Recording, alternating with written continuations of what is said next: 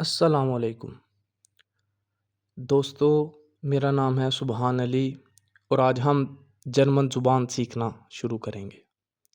मेरे YouTube channel को join करने का बहुत बहुत शुक्रिया। इससे पहले कि हम सीखना शुरू करें, मैं आपको जर्मन ज़ुबान की अहमियत के बारे में कुछ बताना चाहता हूँ। देखिए, जर्मन ज़ुबान यूरोप की सबसे ज़्यादा बोली जाने वाली ज़ुबान है। जर्मनी, ऑस्ट्रिया, स्विट्ज़रलैंड, लक्ज़मबर्ग में तो ये मदर लैंग्वेज के तौर पर बोली जाती है। इसके अलावा हॉलैंड, चेक रिपब्लिक, डेनमार्क और बहुत से और ममालिक में एज अ सेकंड लैंग्वेज समझी जाती है। शुमाली फ्रांस में जर्मन बोली जाती है और जनूबी इटली के एक प्रोविंस में भी जर्मन ही बोली जाती है। इस तरह जर्मन ज़ुबान यूरोप की सबसे ज़्यादा बोली जाने वाली ज़ुबान है।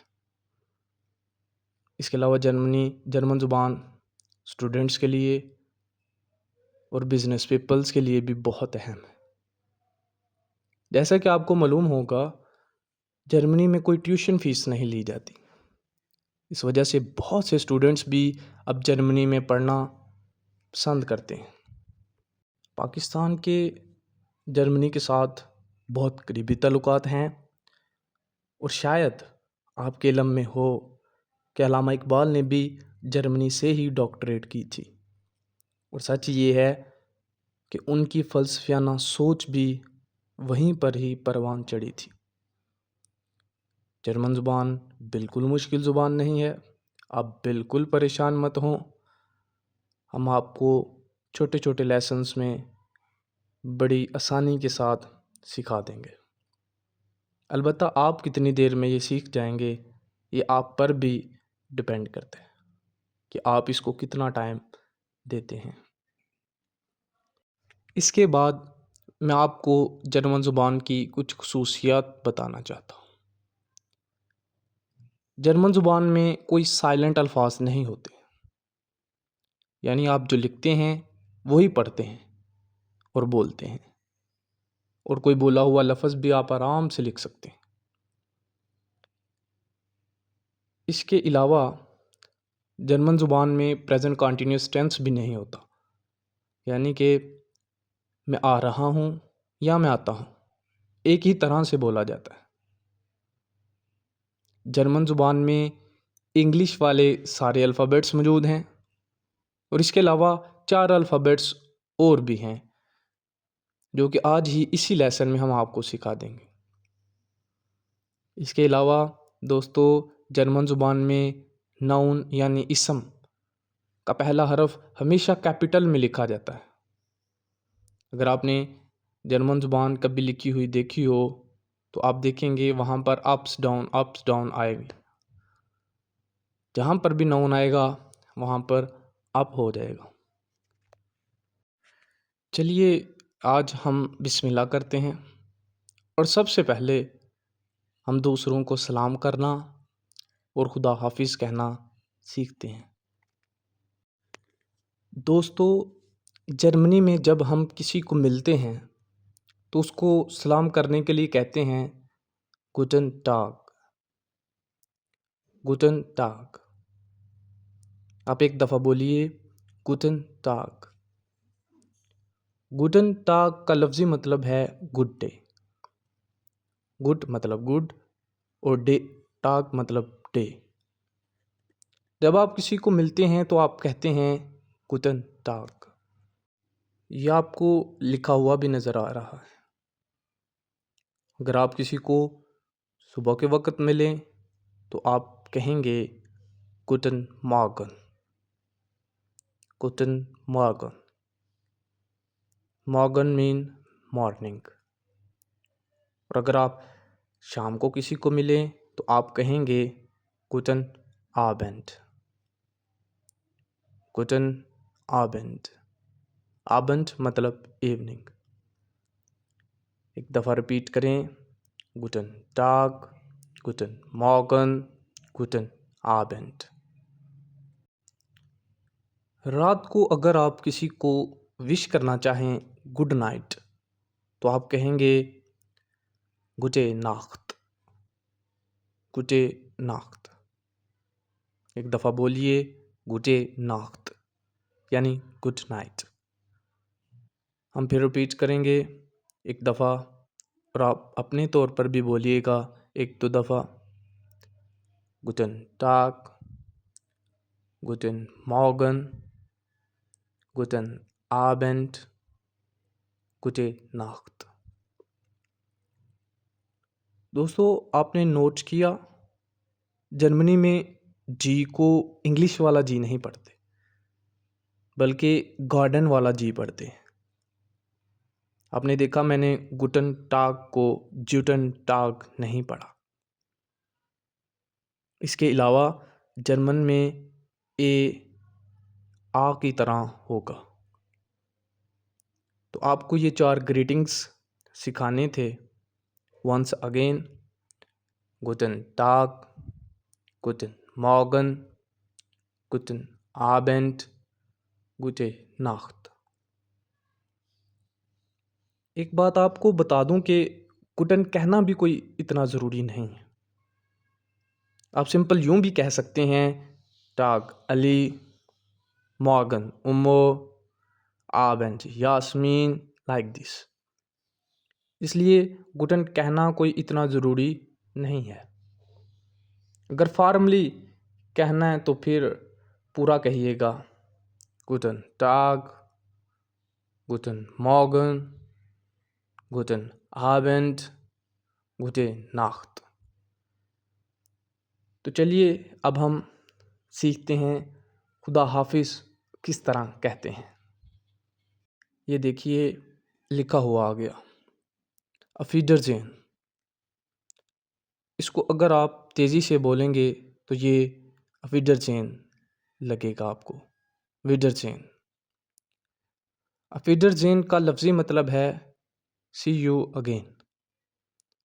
विडर का मतलब है अगेन और जेन एक वर्ब है जर्मन लैंग्वेज में जिसका मतलब है टू सी, देखना। तो इसका ओवरऑल मतलब बन गया सी यू अगेन। जर्मनी में जब आप किसी को खुदा हाफिज़ कहते हैं तो आप कहते हैं auf Wiedersehen यानी सी यू अगेन या खाली विदरसेन। एक और तरीका भी है किसी को खुदा हाफिज़ कहने का। अगर किसी को बेतकल्फ़ी से खुदा हाफिज़ कहना हो तो आप कहेंगे, मेरे साथ 2-3 दफ़ा बोलिए, चूस, चूस।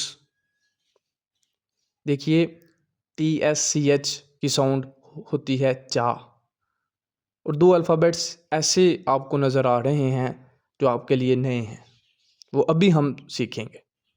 आप एक दफ़ा फिर बोलिए चूस, वंस अगेन चूस। अगर फॉर्मल तरीके से कहना हो तो आप कहेंगे अफिडरजेन, अफिडरजेन। और अगर बिल्कुल बेतकल्फ़ी से कहना हो दोस्तों में या घर में तो आप कहेंगे चूस यानी बाय बाय। अच्छा दोस्तों, ये जो 2 अल्फ़ाबेट्स आपको नज़र आ रहे हैं, मैं चाहता हूँ आपको इनके बारे में भी बता दूँ।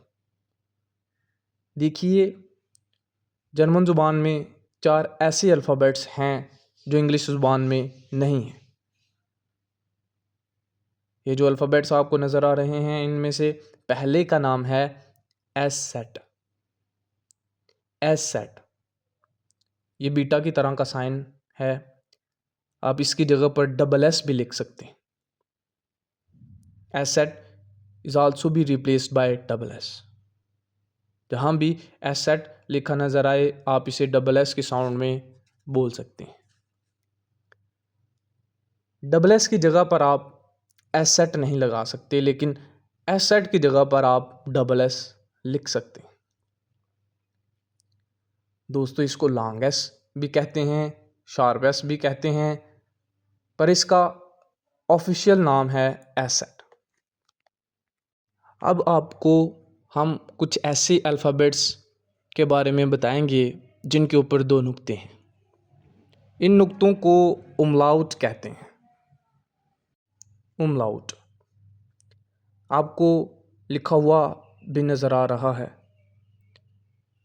जर्मन ज़ुबान में आपको एक सिंपल ए लिखा नज़र आएगा और एक ए उमलाउट। आपको याद होगा जर्मन में ए की आवाज़ कभी भी ए नहीं होती, इसकी साउंड होती है आ। ए हमेशा आ। आपको याद होगा मैंने गुटन मॉर्गन, गुटन टाग, गुटन आबेंड, गुटे नाख्त पढ़ा था और ये आ उमलाउट की साउंड होगी ए। एक है आ और एक है ए। अब हम आपको एक और अल्फ़ाबेट सिखाते हैं। यह है ओ और O umlaut. O is just like English और ओ उमलाउट वो थोड़ा सा ट्रिकी है। ओ उमलाउट के लिए आपको मुंह को थोड़ा गोल करना पड़ेगा। ओए ओए ओए। जैसे दोस्तों किसी को पंजाबी में ओए कहते हैं, लेकिन बहुत ही तमीज़ के साथ, अदब एहतराम, सोफिस्टिकेटेड वे में। और लास्ट वाला चौथा अल्फ़ाबेट है यू उमलाउट। देखिए यू कभी भी जर्मन ज़ुबान में यू की तरह नहीं बोला जाता, इसको ऊ पढ़ते हैं। ऊ। आप गौर करें, 2 नुक्तों को मैंने उमलाउट कहा था, युमलाउट तो नहीं था कहा। तो यू इज़ लाइक ऊ और यू उमलाउट की साउंड है यू यू यू। एक दफ़ा हम दोबारा रिपीट करते हैं सारे अल्फ़ाबेट्स। एसेट ए ओ यू। एसेट ए ओ यू। एसेट ए ओ यू। एसेट की जगह आप डबल एस लिख सकते हैं। ए उमलाउट की जगह ए ई लिख सकते हैं। ओ उमलाउट की जगह ओ ई और यू उमलाउट की जगह यू ई भी लिख सकते हैं। दोस्तों अगर आपके कीबोर्ड में जर्मन करैक्टर नहीं है तो आप ये भी लिख सकते हैं। लास्ट में दोस्तों अगर हम सारे लेक्चर को समराइज़ करें तो आज हमने मेन 3 चीज़ें पढ़ी। दूसरों को सलाम कैसे करते हैं, गुटन टाग, गुटन मॉर्गन, गुटन आबेंड, गुटे नाख्त। दूसरों को खुदा हाफिज़ कैसे कहते हैं, फार्मली कहना है तो हम कहेंगे अफिजज़ीन और अगर इनफॉर्मल वे में कहना है तो हम कहेंगे चूस। उसके बाद हमने 4 स्पेशल अल्फ़ाबेट्स देखे। एसेट ए ओ यू। तो उम्मीद है आपको ये लेक्चर पसंद आया होगा। हमारे साथ जुड़िए रहिए। हम इंशाल्लाह आपको छोटे छोटे लेसन्स में जर्मन लैंग्वेज सिखा देंगे। खुदा हाफिज़।